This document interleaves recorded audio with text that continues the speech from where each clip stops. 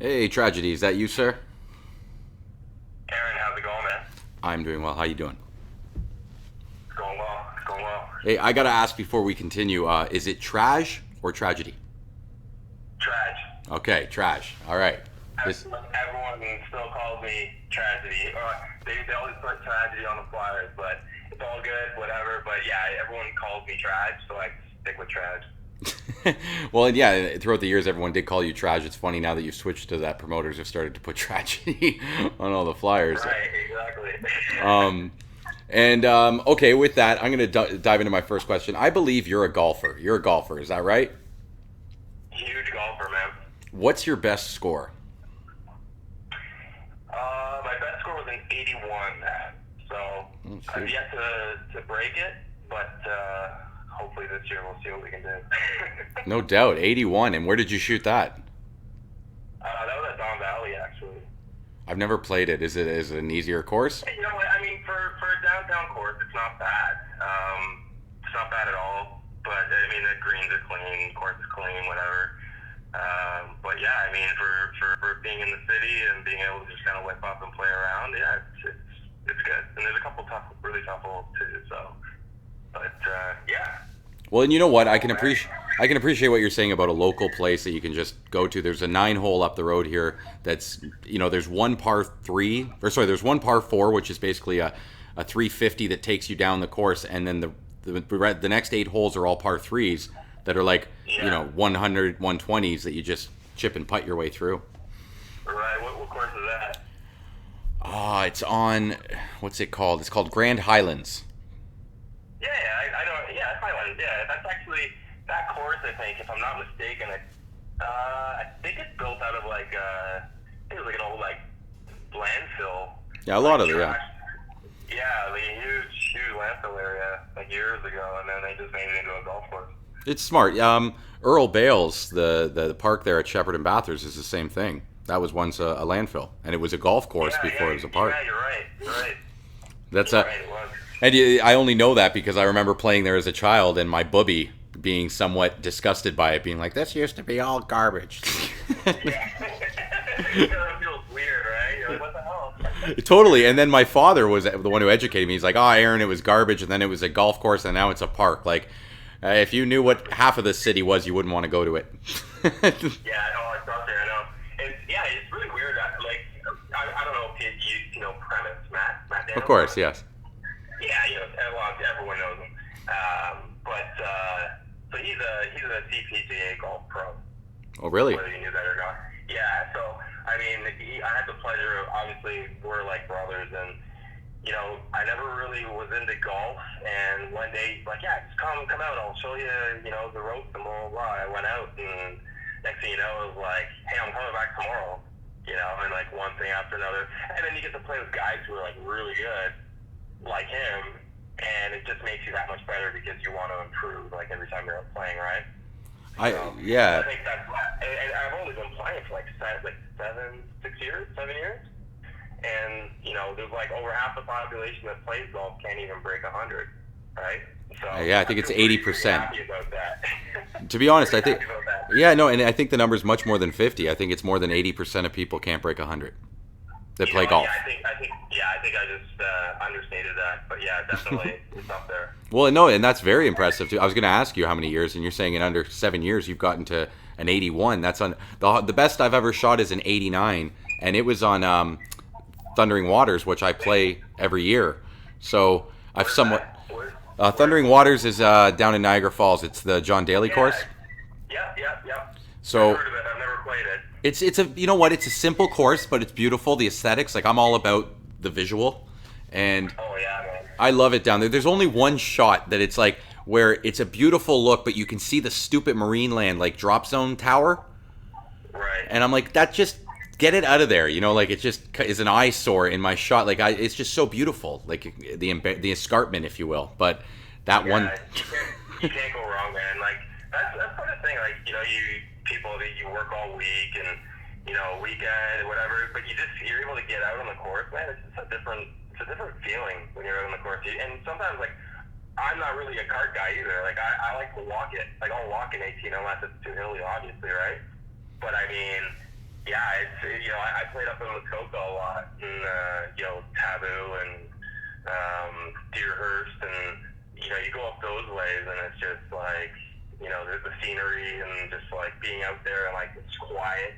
You hear a mouse fart kind of thing. You know what I mean? Totally. It's relaxing.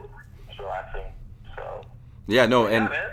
well, no, and I don't want to. I want to stay on golf for a moment because we haven't touched down on the most famous one we have, which is local. Have you ever played Glen Abbey? No, I haven't. You know what? It's mixed feelings on it. I think it's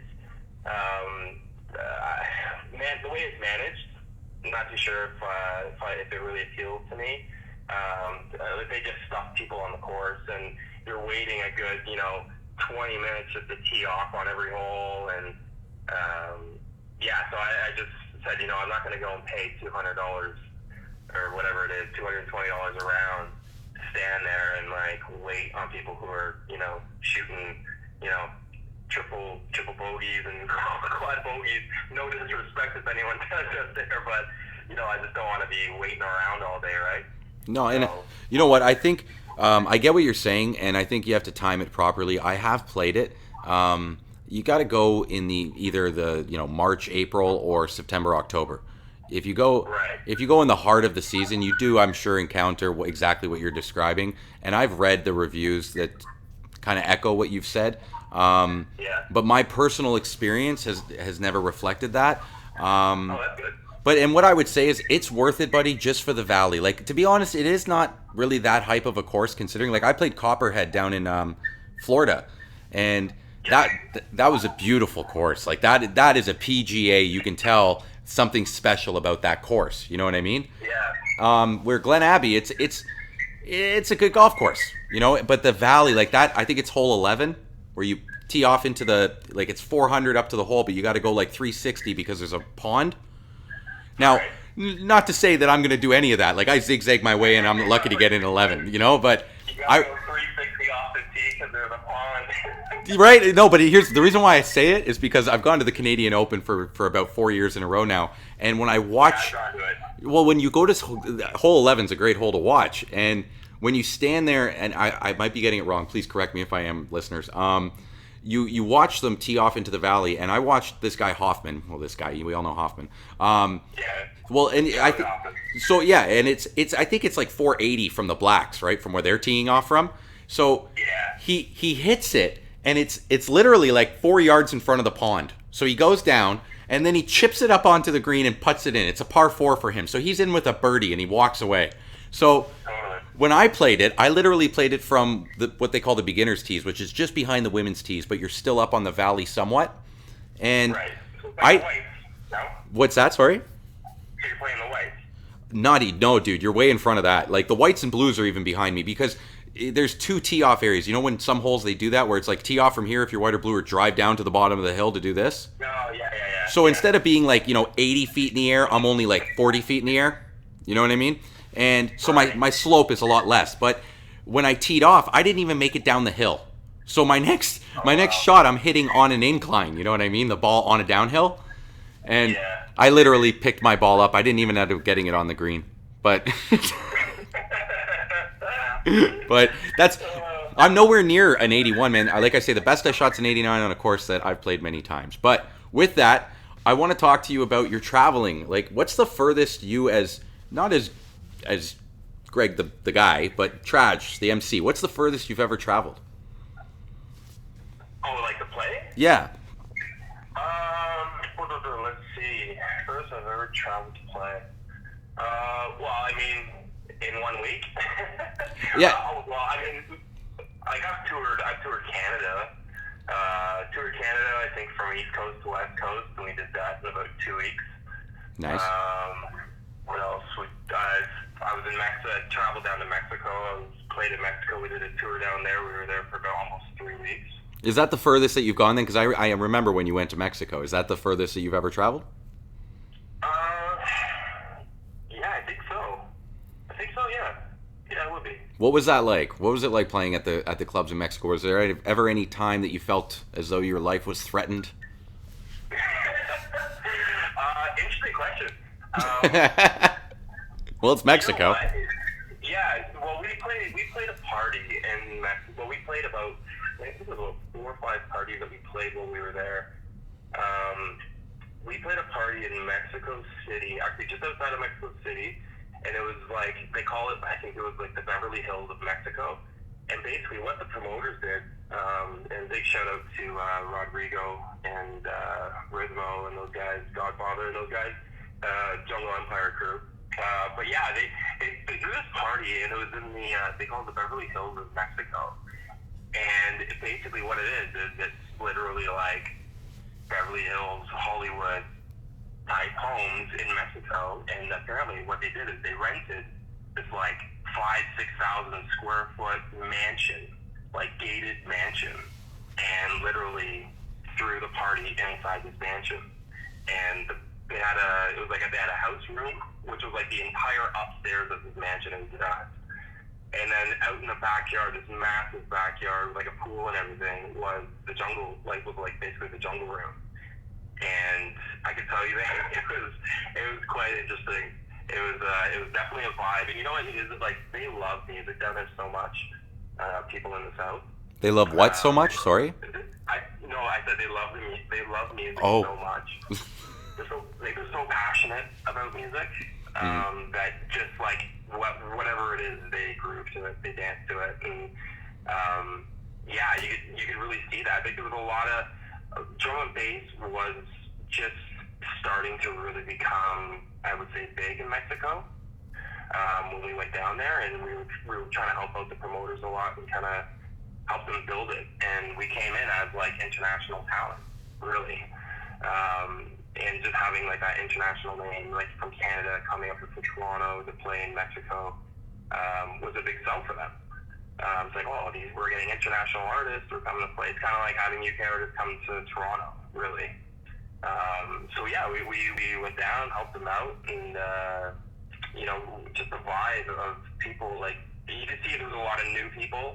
The way that they responded to maybe like the things that we were playing, or how we were doing things, or what I was saying, you could see like they never felt it before. It was very new to some people, but man, like just the experiences and like the facial expressions of some of these people, like after we were done, is priceless, man. It's priceless.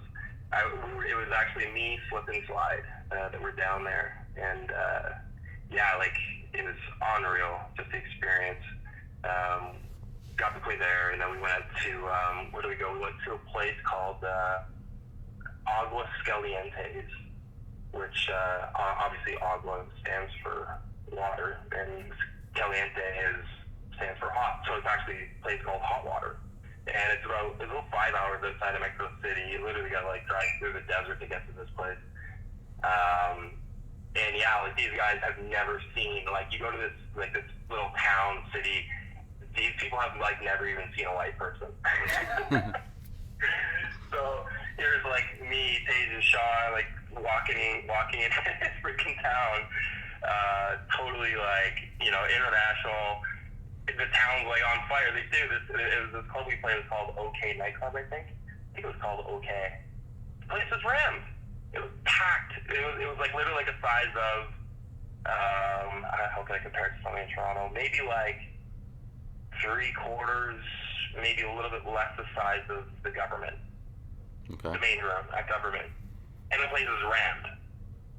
Very and people have never seen us, and it's more just hype that they have international talent coming to their town to play. So people were, very, very responsive to the fact that we were coming into play, and a lot of people, again, like I said, new people that just never even heard the music, who are these international DJs and this MC. Let's go see what it's all about. So, yeah, it was really cool, but good times, man. I bet. I think that's probably the furthest that I've traveled to MC. Well, and that's really neat, because hearing the way you're describing you being an international talent and showing them something for their first time makes me reflect on that happening for me, and when I first heard UKs and how I idolized them and was amazed. Yeah, like you say, they study. Like I studied, right? And it's you want to absorb as much as you can. But it's cool, I guess, to be on the other end of that. I can't imagine how that must have felt. The party you described, I think they made a movie called Project X or something, that kind of sounds like it emulates the party you were emceeing at. Yeah, you yeah. remember that movie where? But you asked me a question earlier about like, did you ever feel like your life was in danger? Yeah. And that's why I was like, so the party, because I was saying like it's like in this like it's like a gated house, like a massive wall, and all down the street were gated houses, and outside of these houses there was guys like literally with like earpieces, like I'm talking like cartel, like standing outside of these gates to make sure that everything was safe and secure. It was unreal, craziest thing I've ever seen in my life. Like these guys are like protecting whoever lives in these homes. And here comes this rave, like 2 doors down, and here's like 600 kids packed in a fucking house, going crazy. It was unreal. You know Very cool. you know what you're describing reminds me of a girl I dated. She lived out in I don't where was it, Tanzania or something, near Zanzibar, out in Africa for a while, and she described to me what it was like, how she would have to walk around with a guide. Like when she slept, somebody stood outside her door, and when she went, out in the streets, there was always somebody, not like right beside her, but within 5 feet with her. And right across the island, though, is Zanzibar, which is a very exotic, like a rave island, if you will.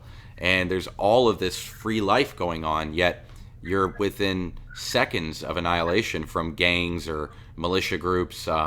Like I think what you're talking there in Mexico, those people are in fear of gangs. Like if those people weren't protecting those homes, I think gangs would probably go in, right? Oh yeah, totally. That's yeah. I can't imagine that way of life, man. We're just so sheltered, I guess, and thankfully so. But excuse me. With that, I want to dive back a little. Let's go back in time and talk about Little Traj's first rave experience. Do you remember it? Yeah, first rave experience. Okay, first rave experience, or first time like kind of hearing jungle or drum and bass? I'd like to hear all of it. Okay, so let me ask you first then. Did you hear the music before you experienced it? Oh yeah. Okay, Yeah, so I heard the music at a really young age. I could dive into it. So I mean, back in this was probably about '94. Yeah, I'd say about '94, '95. So I grew up in Brampton, Heart Lake area. Basically, there was a store in Bramley City Center, and it was called Word Up Fashion. Originally, it was downtown Brampton on Highway 10 near Ontario Street. It's called Word Up Fashion, and the guy who used to own it, his name was Ken. He was actually a drum and bass MC. Went by the name Special K, funny enough. Great guy, whatever. I was a skateboarder, so I was into skateboarding. I was in grade 5, grade 6 at the time, maybe a little bit younger than that. But yeah, anyhow, he used to sell skateboards within his shop, and his shop, every time you walked into it, he would be playing jungle. And funny enough, I guess he was connected with a lot of people in England. He would always be playing like old, like 94, 93, whatever it was, Desert Storm tape packs. If you remember Desert Storm, do you? no, I'm sorry, I can't say I do. Okay, so it's like Desert Storm and it was like AWOL and all these old rave companies in England back in the day and everything. So there was this party, Desert Storm, and you have all the legends. Kenny Cans played it, the DJ Raps, the SS's, and all that stuff. Every time I would walk in, I'd always hear this music playing, and I'm like, what music? Because he sold skateboards. It was like kind of like the cool place to go, right? So he sold skateboards. So I bought my first skateboard there, and he would always be showing like skateboard videos with jungle playing in the background. And I was always like, man, this music is so cool, and it goes well with the skateboarding, and it was just it all kind of meshed together like really well. And yeah, so anyways, long story short, he sold me my first skateboard, and on top of that, he gave me a Desert Storm tape with that skateboard. So I had the tape on skateboard, and I was like, I'm cool as shit because they play this at Word Up Fashion. So lo and behold, the store closed down. it was downtown Brampton at the time, and then it moved into Bramley City Center. Probably, I don't know, 90, maybe like 96. Continued to be open. I used to just go there and like buy these tapes because I was always interested in the music because I'd never heard it before. What the hell is this? This is the craziest jungle music. It's so cool. So yeah, long boom behold, couple, kind of going through school, like, as a young kid and whatnot, meeting people, and then kind of just growing up as a young teenager, finding out more about this music, jungle. Friends started listening to it and whatnot, and yeah, it just kind of kicked off from there. Probably about 98, I would say 98, 97, I think 98 was probably my first rave. I would think it was, Freakin'. Yeah, Okay. yeah, it was Freakin'. It was with, that was with Randall and Navigator. And I remember I was so excited because Mathematic, I think Dog Effect wasn't playing at that. It was Mathematic, who's a Toronto hip hop artist. He had some song, or he had a song come out on Rap Essentials volume number 2, like way back in the day. So anyways, I was going to this rave and I was so excited to see Mathematic. Lo and behold, I end up in the jungle room and I'm like, holy shit, crazy. And yeah, it was quite the experience.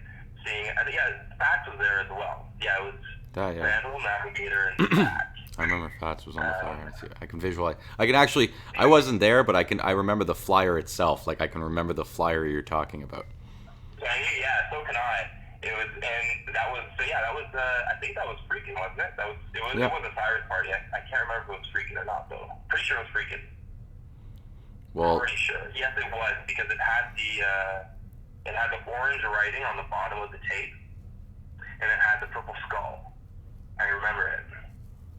Isn't Freakin'? But hold on, isn't Freakin' thrown by Destiny?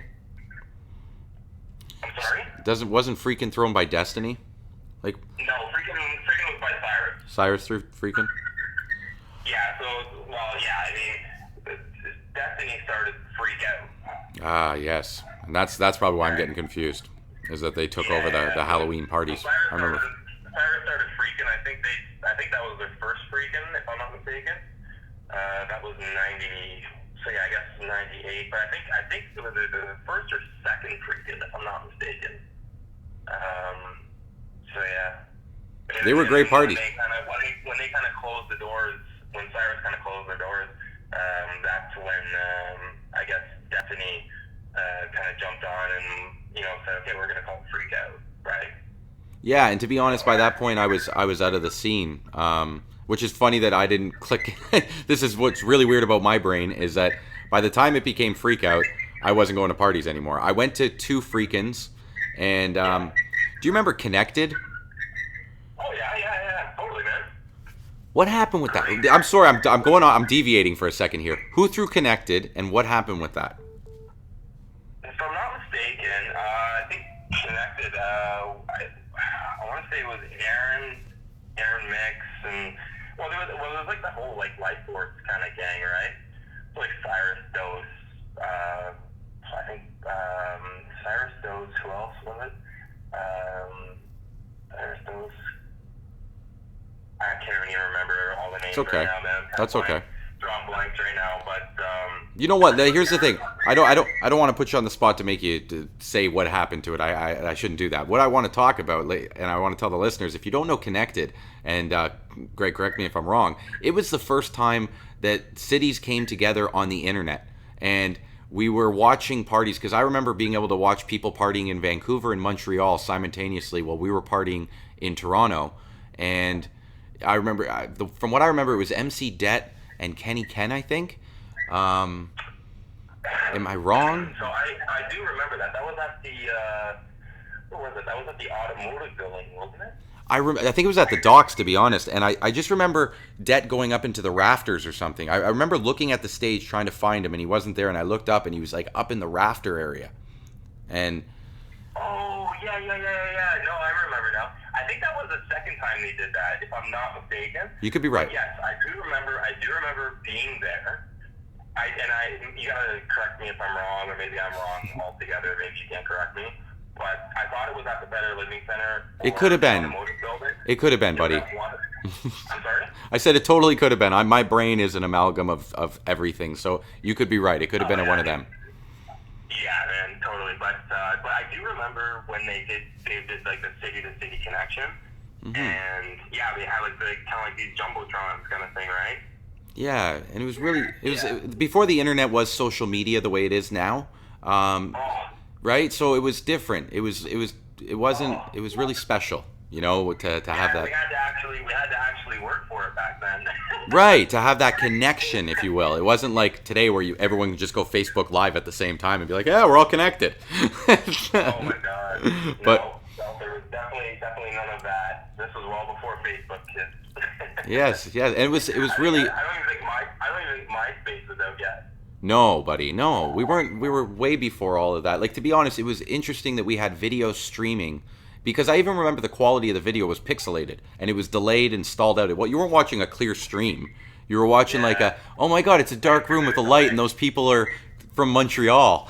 You know, like you weren't really seeing much, but it was the fact, the unity that was being created. It was a jam that was being united across Canada. So like you were describing, it was an amalgam of entities prized to one goal, which was the synchronization of jungle across Canada. Yeah. And pretty much. that was really cool, man. That's really neat. Okay, this next question, I don't know if I'm asking it right, because it's kind of lazy for me to think that everybody meets everybody at the same time. But when I think of MC Tragedy, I think of Bandit and El Natural as well. So when did you meet Bandit and when did you meet El Natural? Was it all at the same time, or? No, definitely not. So a lot of people a lot of people might be surprised by this, but I've known Bandit since probably since about the first time I heard Jungle. So Bandit, he's a little bit older than me, and I have an older sister. Not surprisingly, but surprisingly, my sister and Bandit actually dated when I was in about grade 5, grade 6. They were both in high school together, and yeah, they were dating for like a year. So Bandit used to actually come over to my house before he was even Bandit. So I've known Mike since literally I was in my grade 6. He's like I said, 2 years older than me, or a lot of years older than me. Mike, if you're listening. But yeah, no, I've known him for a long time, and then kind of, through just the, ways of life, we got reconnected at a party. And the thing is I hadn't seen him in probably about, I don't know, a good 7, 8 years, and I didn't even recognize him. He didn't recognize me. And he was emceeing. Wow. And next thing you know, we start conversation, we're chatting, we're, talking back and forth and whatever, and next thing you know, he's like, Greg Llewellyn, like, that's my name. My name's Greg, my last name's Llewellyn. And he's like, oh my God, you're Amy's younger brother. And I'm like, who the hell are you? And he's like, Mike Bennett, your sister's old boyfriend. No way. So, yeah, it was hilarious. So long story short, short story long. So we end up, so it's like I end up calling my sister. I'm like, you're not going to believe who I'm with. She's like, who? I'm like, Michael Bennett. She's like, fuck off. And I'm like, I swear to God. So next thing you know, and then that's just kind of how it kicked off. So I was already, started MC and stuff like that, and then he was MCing, and he was like, oh, I heard about you, and I was like, yeah, I heard about you too. We connected, we talked, we figured out who each other, who we were, and then yeah, it just kind of kicked off from there. And we don't get to see each other as much as we used to, or talk with each other as much as we used to, but definitely the guy's a brother of mine, man, and he knows that. And we just kind of connected on a level where we both love the music with the same amount of passion, and we both wanted to do the same thing. And yeah, that's just kind of how things happened with me and Bandit. Well, and you know what? With Natural. Hold on. I got to say before you get into the natural story, Okay. that is an amazingly unique. You cannot make that shit up kind of story. And No, and you know what? If you ever get a chance to talk to Mike and interview him, ask him about the time that I chased him out of my house with a knife. Are you when serious? I was a young kid. Oh my god. Okay, Yeah, I almost stabbed the shit out of him. holy Okay, that's for another show. I'll get my Jerry It was Springer suit hilarious. on. So I did not expect to be talking about this, but yeah, That's it. hilarious. Okay, and you know what? I haven't had a chance to talk to him, but can you do me a favor and reach out to him on my behalf because I don't have his Oh contact. yeah, yeah, I Um, know I will. please do. And when I mentioned I chased my house, and I was just trying to be a younger brother looking out for his sister. You know what I mean? Yeah, That's all. or a crazy kid. Nothing Like crazy. there's another reason Americans we're lucky we don't have as many guns as you do. There you go. Okay. um, but okay, and what I was gonna say is with that story, I almost feel bad for Lance because I doubt you have one that's just as good for him. How did you meet Lance? How did I meet Lance? So, you know what? I think I met Lance probably. Okay, so let me kind of jump into how it all came about really quick. Uh, First party I ever emceed at it was in 90, I think 98. Met him in Turbo. Was asked to come out by Mystical and those guys. They met me in Brampton. Like, dude, hop on and fucking start rolling out, come out, MC, blah, blah, blah, blah, blah. I wasn't even 19 yet. They were getting me into clubs, playing with them. Don't worry, he doesn't have ID, but he's not drinking. Don't worry, don't worry. So I was going into clubs with these guys, and then lo and behold, I met Lance. Lance Natural is what we all call him. We don't really call him Lance, but yeah, Natural, Traj, Tragedy, Lance, or Natural. And it just kind of started from there. And I really, really respected Lance. Like I grew up kind of watching him for about a year. Not grew up, but I watched him for about a year. Kind of studied exactly how he did things and how he carried himself and how he made himself, so knowledgeable of the music, and how he just kind of controlled things from an MC stance. And I can tell you that definitely helped me out a lot. I feel, but that's kind of where it all started to begin. Like I played a party with Mystical. I think it was '98. It was a Blueprint party that we threw in Brampton at the Irish Center. And next thing you know, Pat's like, Mystical, he's like, yeah, come out, MC with us. Introduces me to Natural. Me and Natural hit it off. Everything's cool. He does his thing. I do my thing. But Lance, Natural didn't give me. I keep calling him Lance now because you said Lance. I always call him Natural, but because you said Lance, I keep calling him Lance. Sorry. Jesus, Murphy. Anyways, but the thing is, like, Natural, he would not. He kind of brought. He really helped me out a lot, and he didn't just hand me the microphone. Like there was time, and he knew me as an up and coming MC, and he was pushing me, he was driving me, he was telling me what I was doing right, he was telling me what I was doing wrong, and he would never just hand me the microphone. You know what I mean? I would be at club at 9:45. I would MC from 9:45 until 11:15, 11:20, when Natural would walk in the club, hand the mic over to Natural, and he wouldn't give me that microphone back until about 2:30, 2:45 in the morning. And that was every Friday. Every single Friday at Turbo Fridays.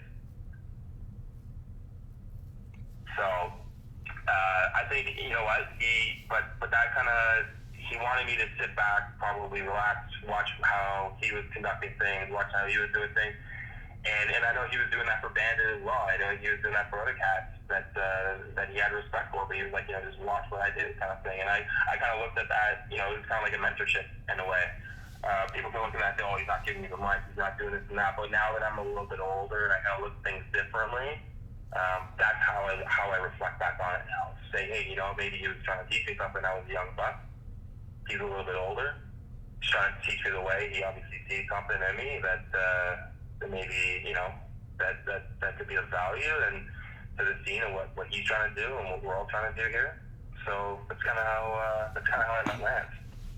Well, yeah, and you know what? His name rings truth. I have to say, whenever I hear people talk about him, it sounds like everything came so naturally to him, and that's interesting to me. And and you know, from Vinyl Syndicate to Catching Wreck to what else did he do? He did one tune with that V Classics tune. I don't know if you ever heard it. I think he did it with who was the guy who was working with I can't remember the name right now. And he was on the tip of my tongue. But he was touring all over the world, man. He was doing his thing. It was great. And you know, I looked up to that. And he helped me out a lot. He helped me out with traveling and getting me gigs in the States and playing down there. You know, to the point where I was in the club every Friday, and he could see that, to the point where he'd be like, all right, Traj, you know what? Come on up on stage and roll with me, kind of thing. Don't go too crazy. Just keep it down, keep it cool, and just flow with it. And that's kind of, you know, that's kind of the mentorship that was provided to me by him. So a lot of respect for Lance, a lot of respect for Bandit, a lot of respect for JD, Caddy, you know, all these guys that, you know, sorry to say, but you're all older than me, but you know what? They're good friends of mine and good guys to have on your side to kind of help show you the way. You know, when I needed it, when I needed that help, right? So they kind of looked at me as the young gun, and let's kind of, you know, show them the proper way of doing things. So yeah, that's kind of the Lance or natural story. Well, and for what it's worth to all those guys that you just shit on, you're older than me. So you're the old man in this conversation, sir. I think so. I'm 33. Yeah, I'm 36. Yeah, you're older than me, bud. And the guys I'm talking about are all in their 40s. Hey, let's not throw them out there. Let's leave that alone. It's okay. If they hate it, they can call me. I'll tell them to the face. All good. Okay, hey, do you happen to stay in touch with Lance? Are you still in contact with him? No, you know, the last time I saw Lance, I don't even know the last time. It's been years, man. I think he's out in like the East Coast. He's got kids, family, kind of thing. Just kind of settled down and, you know, just trying to, you know, make a living and do what he needs to do. So, you know what, respect to him. Yeah, I'm sure he'll pop his head in at some point. I hope he does, and I hope he says hello to me and comes on the show and shares all these stories that we hear through third parties and through people that have learned. And honestly, I don't know you pre-natural. I know you post-natural because that's when I got into the scene. But I like you as an MC, and if you were emulating things that he taught you, he obviously did a great job because you do a very good job. You do stand out from everyone else who's gone up there, and that's why you got the respect from the people that gave you the mic in the important times that you've gotten it. Let me touch on that for a second. Let me ask you a question. Yeah. Why do you think I stand out from the rest? It's your ability to know when to speak. Right. That's honestly what it is. And you also have a great presence, Greg. You have a good look. You're not a bad looking guy up there. So you have a good look, and so you have a good stage presence, and then on top of that, you know when to speak. So you're not pissing off the DJ, and you're not doing the thing that 98% of MCs do, which is speak intangibly at the wrong time. Right. Yeah. Yeah. I try not to do that. You know, like I said, like learning from guys like Lance, watching guys like, you know, my favorite MC, GQ, do what they do and do it so well. My goodness. It's an art. You know, it is, and you know, you'll know. It's kind of like you'll know when you conquer that, and you'll just know when you can really hold down a party without spinning lyrics. You know what? Can I, if I could cut you off just for one second? I have an amazing example that I like to play for people when I talk about a host doing their job right, and it's a very famous set. It's AK-1200's live in San Francisco when he dropped the Drowning remix. Do you remember that set? Was that with Navigator? Yes, with MC Navigator. Thank you. So if you listen to when he drops the Drowning remix, right when it drops on the before the first rotation is done, you hear Navigator go, "Right selector." That's all he says. "Right selector." But he says it right at the perfect time when it was just before the beat grabbed you and that voice just creeped in right at the, you know what I mean? It was like, that's fucking awesome. He knew exactly when to say what he said.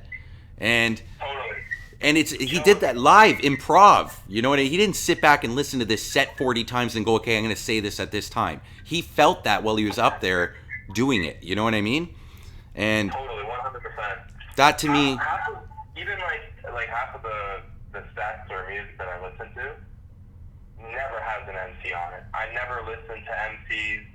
I don't even listen to myself MC, to be honest, because I'm just trying to study the music and know what is going on, or even trying to understand the DJ, right? There's understanding the music, and then there's also understanding what the DJ's doing too. You gotta kind of put those together, right?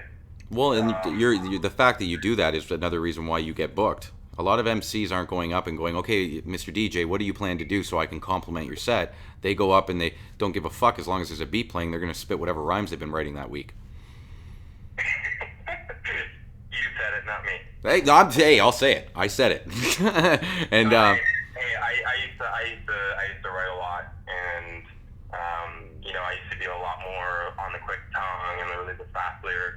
Now I just like to bubble a little bit more, and have fun with it, host it.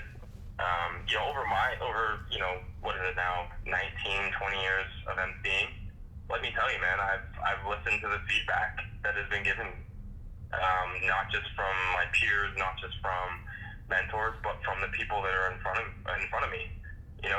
What you read is the reality of it. People say, "Oh, Traj did shit last night, and all he did was bash all over the place."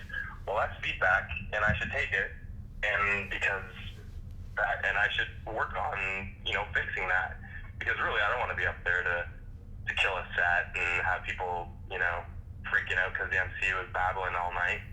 So you take the feedback, you create something different, you come back to the table, you just with a different vibe, different flow, and just hope that it connects. And I just think I got to that level where I think it connected, and maybe that just helped out with a bit of my booking. Well, I don't know. You know what? I want to touch down on the constructive criticism that we can get as entertainers. The junglists aren't known to be the most friendly when they broach the topic. I've been told numerous constructive criticisms through life, and I remember one specifically that stands out. When I was on the radio, there was a guy that came by to meet us, and he came up to me and said, "Hey man, you sound really good on the mic. I listen to you guys all the time, but you need to learn to shut the fuck up sometimes." That's exactly what he said to me. First time the guy's meeting me. And I was like, okay. And he's like, no, I'm serious, man. Like, and he went on to say something, and he had validity in what he was saying. And, exactly that. Like, I could have gotten offended and been like, oh, shut up, you know what I mean? But I'm on the radio and you're not, so fuck you. I could have had that kind of attitude, but I was like, here's somebody who's actually voicing a constructive criticism, maybe in a harsh way, like maybe aggressively, but there was truth. And like, honestly, it was a progress for me too, to understand what my strengths are on the mic and how I can complement a set rather than just be somebody who's annoying the DJ. Right. And the thing is, like, growing up, like, starting off MCing when you're gonna get critiqued the most on how you perform, people didn't have the ability to share that online. People would tell you to your face. So sometimes that, like, just someone telling to your face has more of an impact even than reading it online, right? Well, you got to take that into consideration too, right? Totally. It took a lot of balls for the guy to say what he said. Say that again? I said it took a lot of balls for the guy to say what he said to me. And obviously he's passionate about it. Otherwise he wouldn't have said it. You know what? The guy who said it to me is sadly passed away. I don't know if you remember. His name was MC Caesar. Kyle Caesar. Who's that? Caesar. Yeah. That's who it was. That's who said it to me. R.I.P. Caesar. He was friends with Dro and Caspa and like that little clique of guys. So it was a bunch of them that had come down to the station, and he was the one who said that to me. And he's like, we listen to you guys all the time, but you need to shut the fuck up sometimes. And they were, oh, right. And I'm like, no, hold on. What do you mean, right? And he's like, no, I'm just saying sometimes like it's a great fucking song, and it's just you shut up. And I'm like, okay, all right. But yeah, and it's like I say, it's constructive, and understand what the person's saying. Don't get offended by how it's being delivered sometimes, Yeah, I mean, but yeah, I hear you. But as well, at the same time, the people that are coming up and saying it need to be respectful of it. Need to be, say it in a manner where it's not so, harsh. It would be nice. Here's the thing I always say because I'm a sales guy, and when it comes to work, when customers are complaining, I always say to my colleagues, well, at least they're still talking. I don't care how angry they are, as long as they're still talking, they haven't gone away yet. It's when they stop talking I get fucking scared, Yeah, absolutely. And any man who's been in a relationship could relate to that with their women. You know what I mean?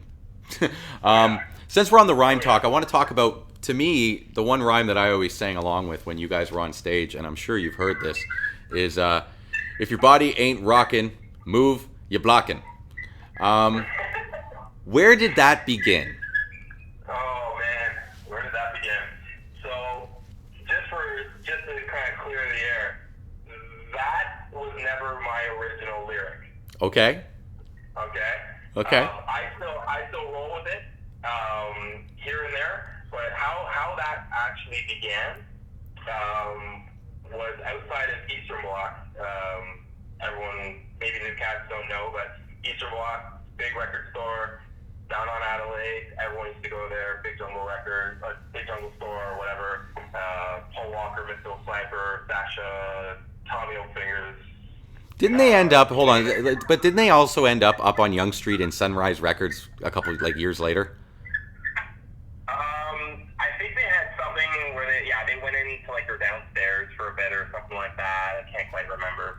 I think it was upstairs, to be honest. They closed up shop, and then I think they just kind of moved a few of the guys that were working there up to there or something like that. I'd be telling you stuff I don't even recall. So I'd be lying if anything. Okay, but go back to the rhyme. Let's go to the move you blocking. Yeah. So how that lyric came about was Sasha Ruckett. He was outside with Bandit one day. We were outside of Eastern Bloc hanging out, and Sasha came out and said something like, "You're blocking," and there was a car or there was someone walking by, or he just said this. He was like, "Yeah, you're blocking," and Mike, being that creative guy that he is, was like, "Yo, if you're not moving, you're blocking," kind of thing, and that's kind of how it kind of started to snowball. And then next thing you know, if you're not moving, you're blocking came about. Mm-hmm. And then Mike and me, we started this whole thing, if you're not moving, you're blocking. We kind of continued it, and then we just made it into this crazy chorus kind of thing for everyone to kind of sing along to. And so if you're not moving, yo, you're blocking. Body not rocking, yo, you're blocking. Stand up and you're fronting. And go on like you're something, but yo, you're really nothing. Yo, you're blocking. So yeah, we came up with so I didn't originally come up with it. It was Sasha just saying something stupid, and Bandit standing there and kind of just kind of beating off of it. And next thing you know, it becomes this rhyme. And me and Bandit were, at the time, we were Bandit and Tragedy. We were kind of like a duo. The Moving Combo is what we called ourselves at the time. And we used to just spit each other's lyrics, and we would just work together and whatever. We'd write rhymes together, blah, blah, blah, blah, blah. And so if you're not moving, you're blocking just kind of stayed with us. And we still kind of carry it till this day, and it's just a little thing. And it was really cool to see how people just responded to it. And it kind of fit within our scene because, people are dancing on the floor. The last thing you want is some guy standing next to you blocking you from dancing and having a good time. So if you're not moving, you're blocking. Dude, don't block me, man. I remember. So that's the way we kind of approached it. And you're like, yeah, let's use that. Let's blow off of it. And then it became just kind of this thing in Toronto is like a staple chorus, and everyone just kind of sang along with it and had a good time with it. So It was and we as kids, I remember, like I'm only 3 years younger than you, but um, we used to sing it around to each other in the schoolyard, and like I remember saying to somebody because my I got a pocket dial or something, and I remember yelling into the phone, "Call my phone, you ain't talking, move you blocking," and I threw the phone down. My buddy's like, "Ah, what?" But we loved, okay. we just always would come up with our own you blocking lines, right? Oh, that's hilarious. It was. It was That's a. good. It was a great line, and yeah, here we are 20 years later talking about it. Um, Look at that, eh? okay, I've only got two more questions for you, then I'll let you go. What would you say are the biggest changes you've noticed in the scene from when you started to where we are today? In our scene or like worldwide? Okay, if you want to go two part on this, you can. What would you say are the differences in our scene versus worldwide? I would say that the music has gotten better, but the crowds have gotten smaller. That's a very short and easy way of summing it up. I think that's accurate. Do you want to, Yeah. like, do you want to elaborate on that a little? You know, I mean, really, it's yeah, like when like the EDM thing, like you had your dubstep and all that stuff coming out, people just latched onto it. Drum and bass has always taken kind of like a back seat within the electronic music for people. Like people will always go to like a house thing or a techno thing first, and then they'll experience jungle somehow or drum and bass, and then they get into drum and bass. So drum and bass is never usually like the entry point into electronic music. It's always something that they find while they're in it. You know what I mean? Yep.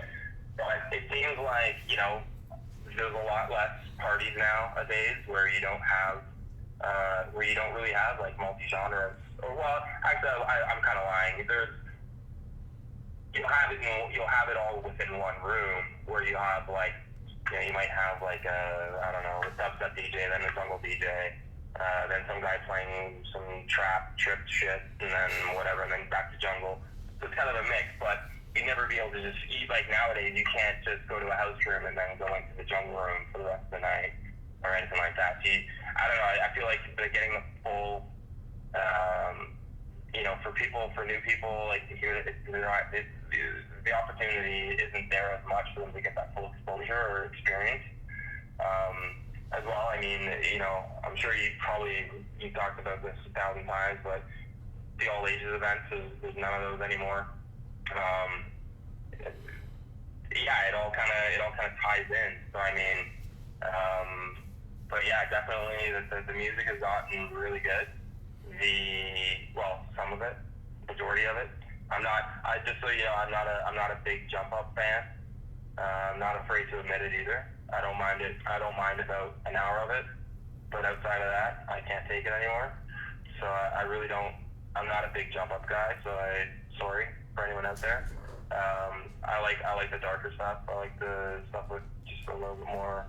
You know what jump up is to me? Jump up is that peppy prick in the office who's drinking too much coffee and is very optimistic about life. It's like, yeah, okay for a bit.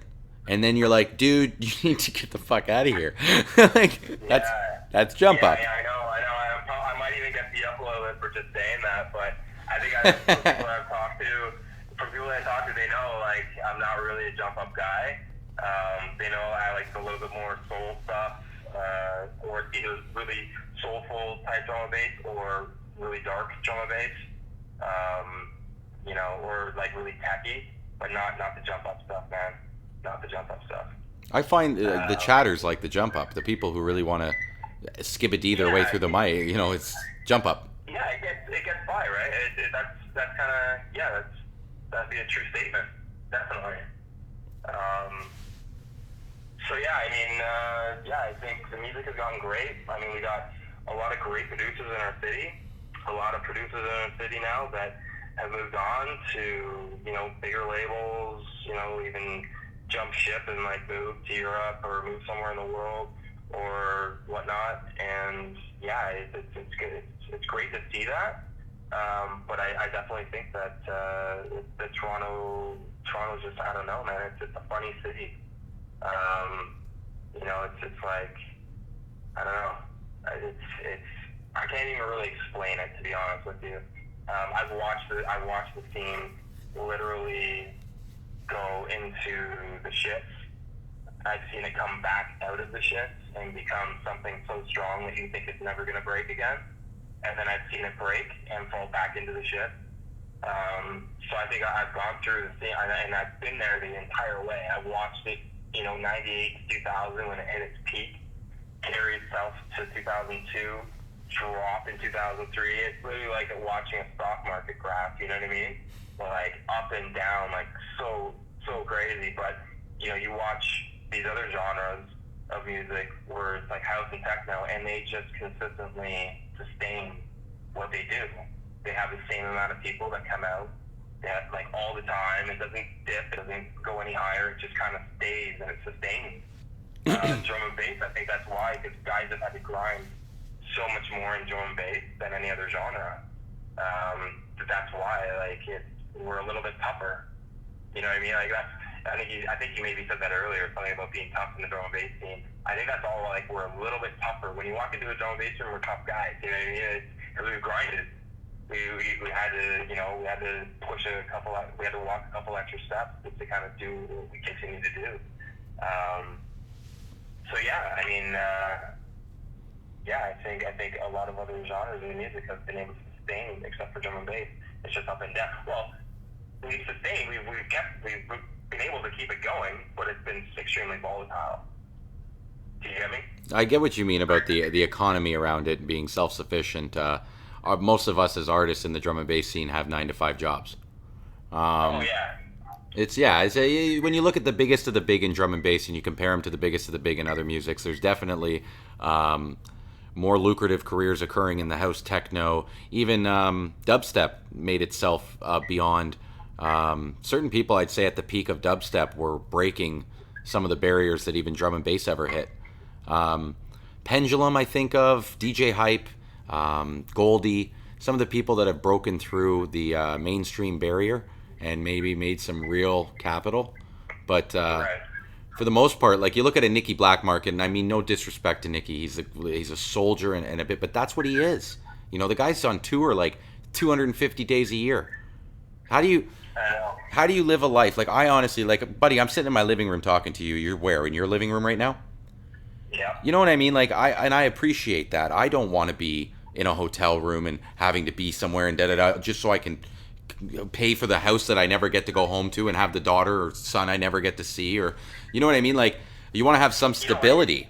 And And maybe I'm saying I'm telling a lie. I'm not telling a lie, but maybe I'm telling something that's untrue. I heard, and this was from somewhat of a reliable source, that Nicky actually likes to play the later sets at raves when he's in England. And I was like, seriously, like yeah, he loves to play the 5 a.m. 6 a.m. slots. And I'm like, well, why is that? So like, because he treats this as a job. He'll spend the night with his kids, his family, and then he wakes up at 4:30 in the morning and drives to work. And then he's done by 6, 7 in the morning, and he goes back home to his family.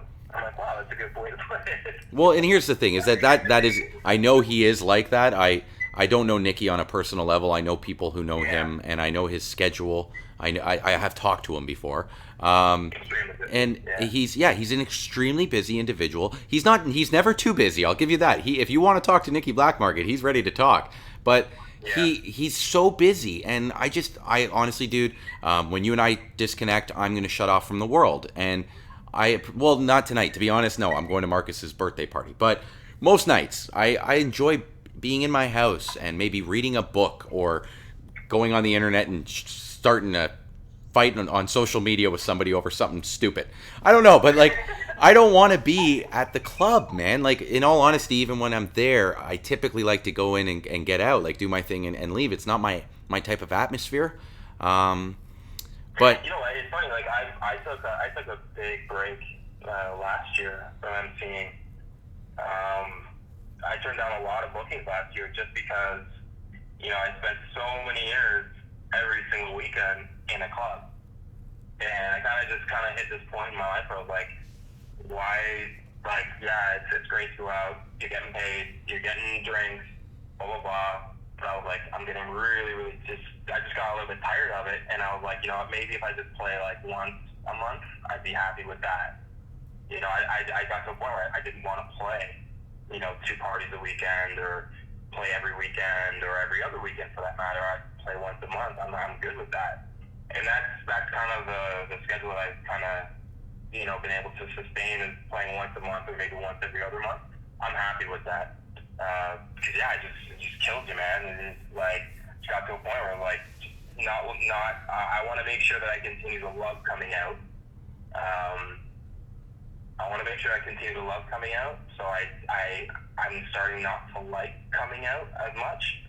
So I need to take a step back and kind of get that feeling in me that, okay, I haven't played in like 2 months. Great, I'm going to go back out tonight and I'm friggin' awesome time, you know what I mean? And that's kind of the step back that I took last year was for that reason. And to focus on my own self and, you know, my own career and day to day. I guess. But yeah, it's needed, man. You can't, you know, get eaten up by it. That's exactly what happened to me. No, totally, man. You got to have balance in life. Got it. What I was thinking of when you were saying that is a Key and Peele skit where they were making fun of LMFAO. And Okay. I don't know if you've seen it, but it's basically they're talking about how all their songs are about partying all the time. And you just can't do that. And then they make a music video about what it would be like if you really did party all the time. And it's just basically what happens in the video is these guys are in a club and they get so sick of it that they go to leave the club, but all it is another club. And then now they're just running through these clubs trying to get out, and they can't. People are trying to offer them shots and shit, and they don't want it. Just get me the fuck out of here. But Get me the fuck out. right, and Yeah, it's dude. you need You gotta step back.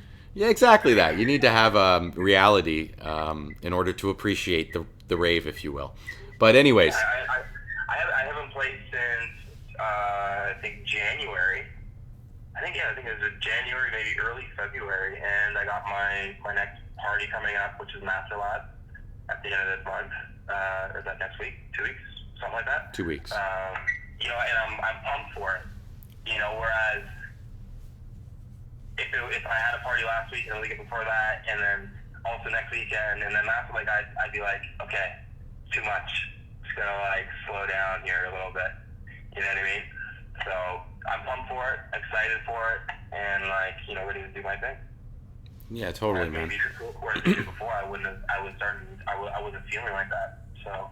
Well, you probably wouldn't have time to do this interview we've done if you had bookings like you used to. But yeah, no, and it's also, you know what? For instance, the Cyrus party that just happened, what was it, a year ago or something, where they did that pop-up party, I guess. I think Hype was Hype. Yeah, Brian G and Hype, and it was a great lineup, but it was more the people seeing everybody, and then after people going, they have to do this more often, and I'm like, you can't do a party once every 10 years more often. The reason why it's a party once every 10 years is because it creates that. Right, you can't. We should do this every week. You can't. Yeah, no, you can't do that. And you know what? That was a great party. You know, I got nothing but love and respect for Rob Lacey and, you know, Pat, Mystical, Sniper, and the whole Cyrus gang. You know, they've done nothing but help me in my MC career. Like I said, you know, Turbo Fridays, they were bringing me in that club before I was even 19 years old. I spent my 19th birthday in that club MCing. You know, so they've really helped me out throughout the years. So I got nothing but love for them. And I hope they do another Cyrus in 10 years. And who knows? Maybe something's in the works. I was going to say, I don't think we're going to have to wait 10 years. We can't say anything because there's nothing to say, but I don't think we have to wait 10 years. So big ups, Sniper and Mystical, and yeah, Robbie. We look forward to seeing what you guys have to come. With that, I'm going to dive into my final question, which if you've listened to any of my podcasts, you've heard this. What are 5 items that you would put into a vault that would encapsulate our rave culture? Okay. In Toronto? It doesn't have to be. You can go worldwide, man. Alright, so probably number 1 would be 95 Air Max. Hold on, 95 Air Max the shoe? Yep. I see you're okay, so that was a popular dancing shoe, I guess? And then you probably have to throw in some K-Swiss in there too. That I remember. Was that a rave thing? Because I do remember that being a mid-90s thing. Yeah, I remember everybody used to wear K-Swiss. Okay. Everybody had K-Swiss shoes. But no, I think for me it'd definitely be a pair of Air Max, regardless of the year. Everyone, like all my friends and everyone, they're all just shoe fanatics, and everyone rocks Air Max. It's a big thing. I don't know. Maybe it's just me, but that's something that when I think of jungle and drum and bass, I don't know, it's just Nike Air Max just comes to my mind all the time. That's something that I'd throw in the vault for sure. Aside from that, I'd probably say the Randall Navigator MC Fat from Freakin'. That was a great tape. You'd probably have to throw a lighter in there because, yeah, that's just kind of what you do. Lighters and horns. Well, and if I could say just quickly, one of the things that's upsetting, and I understand it's a healthier culture, and that's why we don't see them anymore, but I miss the lighters. I miss seeing a room lit up instead of seeing a bunch of idiots with their phones up in the air trying to videotape. Because the 20 people that are watching their Facebook want to see the fucking shitty sound quality of Marilyn Manson live. Like, when I see some of that, I'm like, really? You think anyone wants to watch? And there are, don't get me wrong, I do it too. But yeah, some people, it's ridiculous. They go to the show and for like 2 hours they just stand there with their phone up because they're recording everything. What are you doing, man? Yeah. But I think I would have to encapsulate anything from like '98 to 2000 that happened in Toronto, man, because that was a pretty good experience. I'll say in my life, I'm sure I speak for a lot of other people. Sorry, I want to understand what you just said. Are you saying you want to throw in the years from 98 to 2000 into the vault? Yeah, because that's... Hold on a second. Hold on a second. You cannot take... But dude, Aaron, it's my vault, right? And it's my vault, and then I'm going to throw in what I want to throw in, right? So are you going to tell me what I can and can't throw into my vault? I don't know what to say to that. What the fuck? You got two years. It's my vault. It's my vault. My fault. No, I mean, yeah, the energy from that era was something different. Where you have parties of 7,000 to 15,000 people. If I could just hold on, one thing I want to say that's really interesting to me is when I hear people talk about the beginning of the hot era. It starts 98, it ends around 2002 for most people I talk to. Yeah, 2002, yeah, that's there. Well, and the interesting thing to me when I hear that is that my favorite MC, and I'm sure many's, was Hyper D. And it's like, the guy wasn't even around for the pinnacle. Can you imagine how strong it would have been if we had Hyper from 98 to 2002? Yeah, I mean, yeah. Hyper D, man. He's a legend, that's for sure. R.I.P. Hyper D. Yeah, totally, man. We're coming up on the 20-year anniversary, actually. I believe he died in April. So I think it'll be next month is going to be the anniversary, I believe, of Stevie Hyper D's death. And I would love for somebody to who's got the talent to memorize the Mach 1 set, and let's do a recreation. Wouldn't that be awesome if someone could go up and drop the set that Kenny dropped and have an MC mimic the set that Hyper D kicked? I would love to hear it. That'd be pretty cool. I think so, man. Well, I think we're onto something, right? Why don't we talk after this interview and we'll see what we can do. Seriously, we should. You know what? We should talk about that, because I think it would be like watching, when you go to see not necessarily Led Zeppelin, but you get to see the Led Zeppelin live, and it's just the whole experience, right? Yeah. I think that there's enough of people out there that would want to see that would love to see that set recreated. And if we could get an MC that could give the respect, or even a group of MCs, like maybe even pay it to like 4 or 5 guys and say, you're going to cover different portions of this set. But I would love to hear that Mach 1 set redone, or even Telepathy, which is another famous... Telepathy, wow. Right? Yeah, that brings back, holy smokes, I haven't heard someone say Telepathy in a long time. Do you remember? Okay, do you remember when he says the line? He goes, "You waited this long for your tickets. Now you got your tickets. You gave them to the man at the door. Now you're on the dance floor. You're listening to the DJ, to the MCs. It's time to rinse out." Oh my god, I haven't heard that in a long time. Yeah.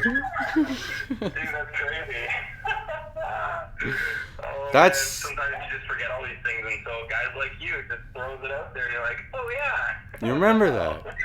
And you know what? It's for me like that. Those are the things that are they're ingrained in me. Like that was what made me who I am today in jungle. Like the love for those sounds. And honestly, like we didn't have the internet at that time. I've talked about this in previous videos. Growing up listening to MCs, I didn't know what they were saying, so I would listen to the tapes over and over, and I would try and write down the words.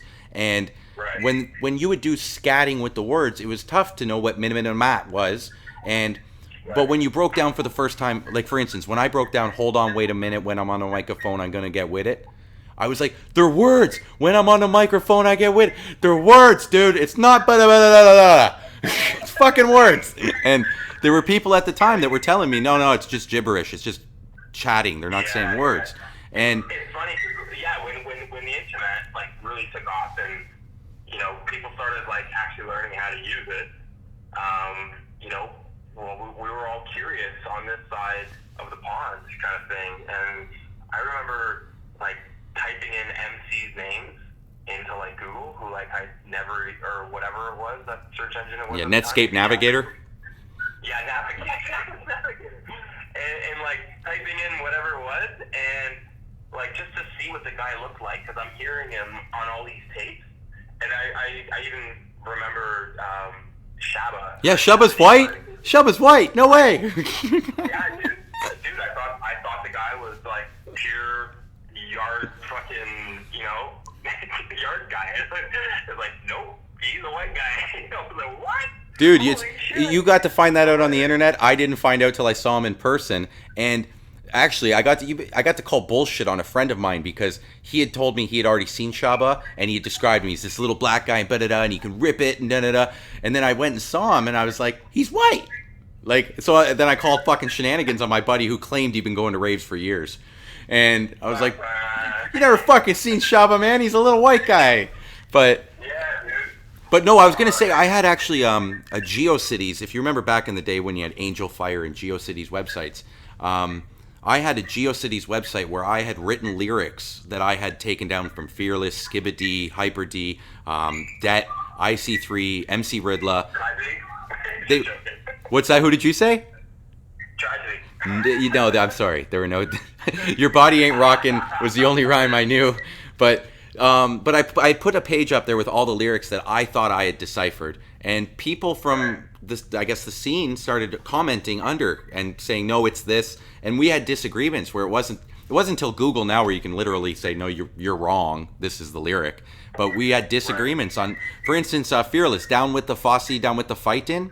I thought it was down with the fussing, down with the fighting, and somebody told me, no, it's down with the Fosses, down with the fighting, and I'm like, no, I don't think he would be saying that. And then somebody else was like, no, that's definitely what he's saying.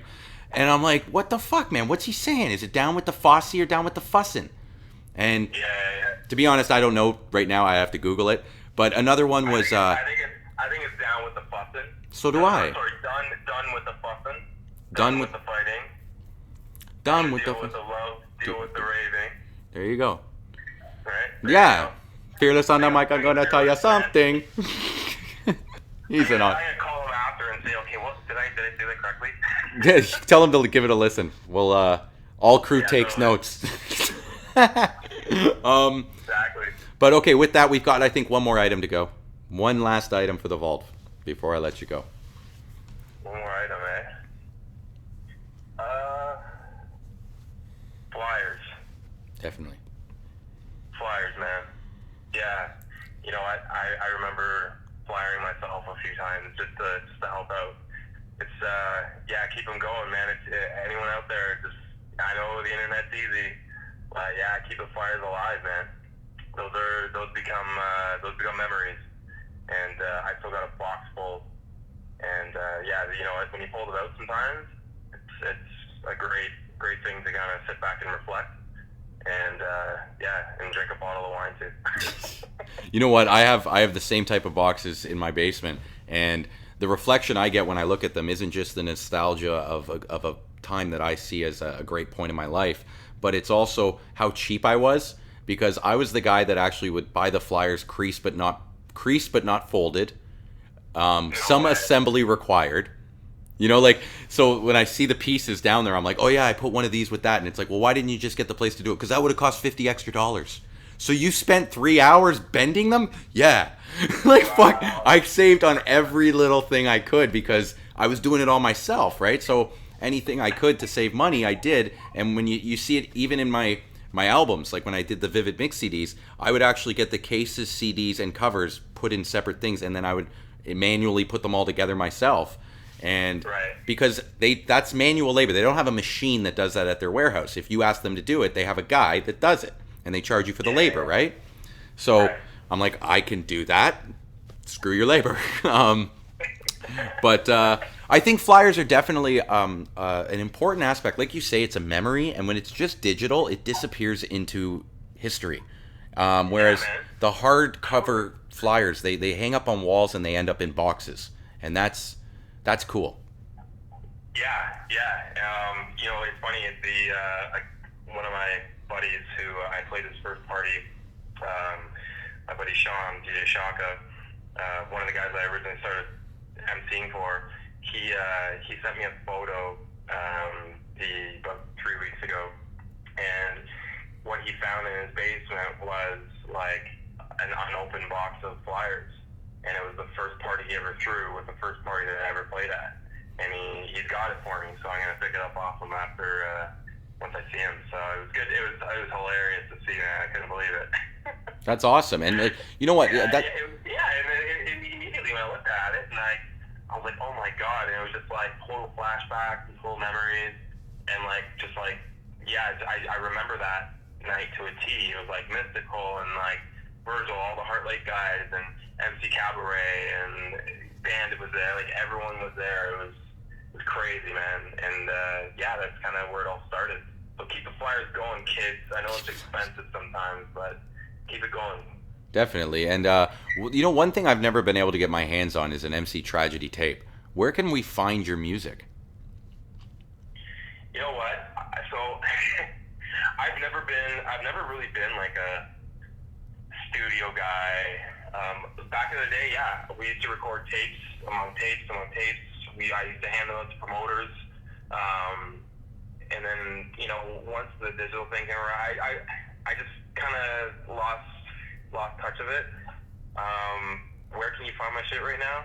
Um, I think the last, no, it's not the last full set, but I know that there's something around floating from 2001. Holy shit.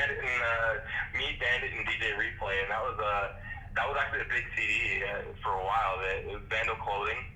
They did this promo CD. They sponsored me, Bandit, and this guy named a buddy of mine, DJ Replay.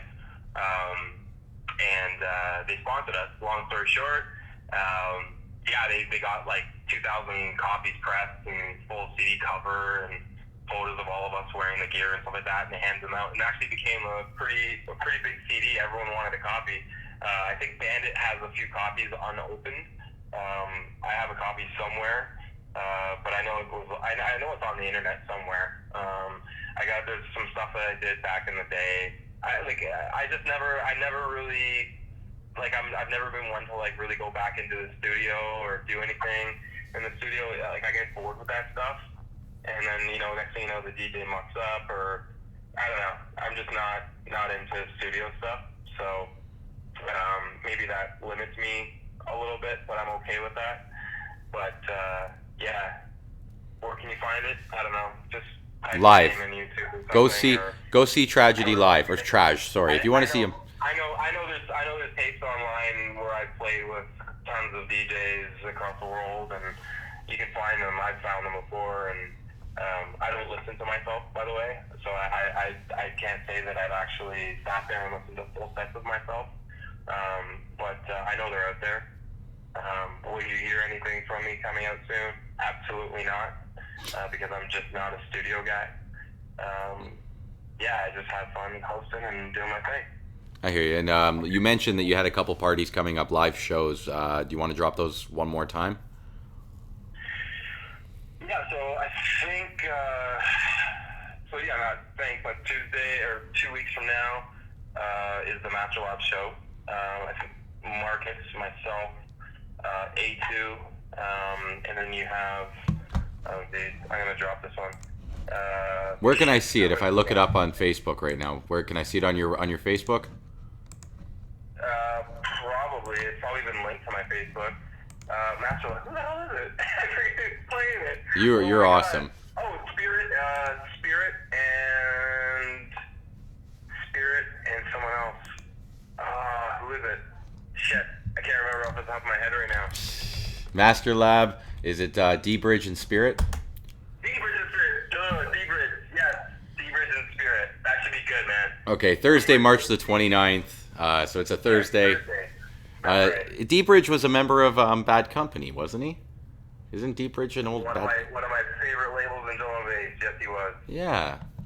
Yeah. That's awesome. I didn't know that he was still. To be honest, I shouldn't even be saying this live. I didn't know that D-Bridge was around though. That's cool, man. That should be an awesome jam. He played, I think, last year. Last year he was down. I played with him. Yeah, he ripped it up, man. Ripped it up. He's amazing. I saw him. You remember? He's not playing like the same like Bad Company sound kind of thing. Like he's branched off. He has his own kind of flex going.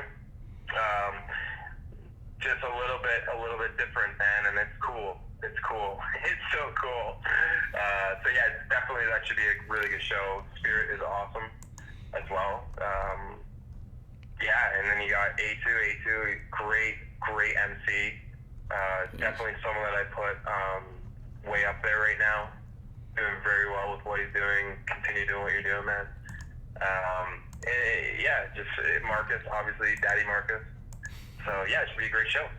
It should be. And to compliment A2. Are you coming out? Are you coming out to support?